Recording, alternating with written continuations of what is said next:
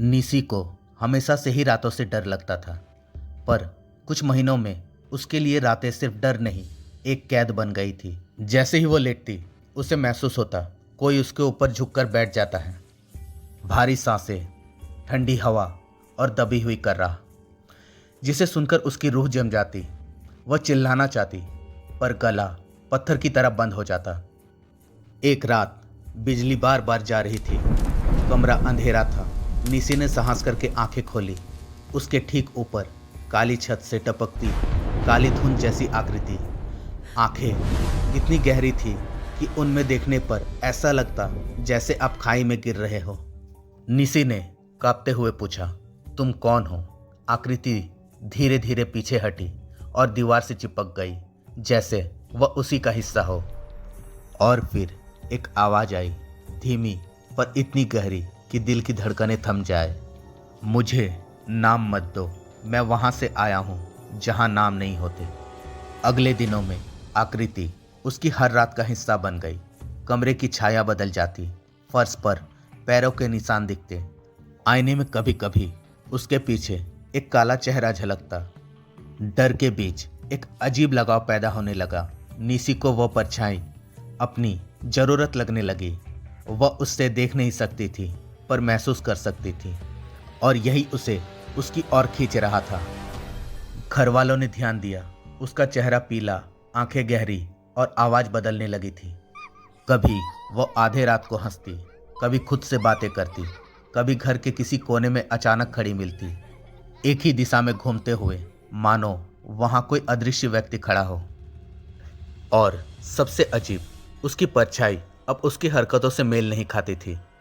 कभी परछाई उसके पीछे खड़ी मुस्कुराती दिखती, कभी वह परछाई उससे लंबी और विचित्र आकार की लगती। कोई भी उसके पास आना नहीं चाहता था। एक दिन उसके पिता ने उसका कमरा खोलना चाहा। जैसे ही उन्होंने दरवाजा छुआ, कमरे से एक भयानक चीख निकली, इतनी तेज कि खिड़कियां खुद ब खुद टूट गई। उस रात घर में पैर घसीटते हुए किसी के चलने की आवाज आई। दीवारों पर हाथों के निशान उभर आए, लंबे टेढ़े, जैसे किसी गैर इंसानी चीज के हो। सब समझ गए, निसी अब सिर्फ निसी नहीं रही। और एक भयानक रात। उस रात घर वाले उसके कमरे में घुसे। कमरा अंधेरे से भरा था। मशाल जलने पर उन्हें कुछ दिखा।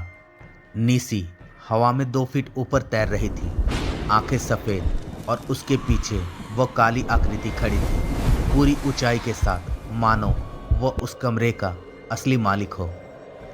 उस आकृति ने अपने धुएं जैसी हाथ निसी के कंधे पर रखे हुए थे, उसे नियंत्रण करते हुए, उसे बांधते हुए। निसी ने धीरे धीरे अपनी गर्दन घुमाई और बिना पलक झपकाए कहा, वो मुझे अपने साथ लेकर जा रहा है। मैं चाहूं या ना चाहूं, तुम में से किसी एक को पीछे छोड़ना पड़ेगा। घर के सभी लोग पीछे हट गए। अचानक कमरा फिर से काला हो गया। चिल्लाहटें, कदमों की आवाज, किसी के चीखने की आवाज, सब कुछ 1 सेकंड में खत्म। जब रोशनी आई, निसी कमरे से गायब थी। वहां बस एक ही चीज मिली। दीवार पर काले गाढ़े अक्षरों में लिखा था, वह वापस आएगी जब उसकी जगह कोई और तैयार होगा।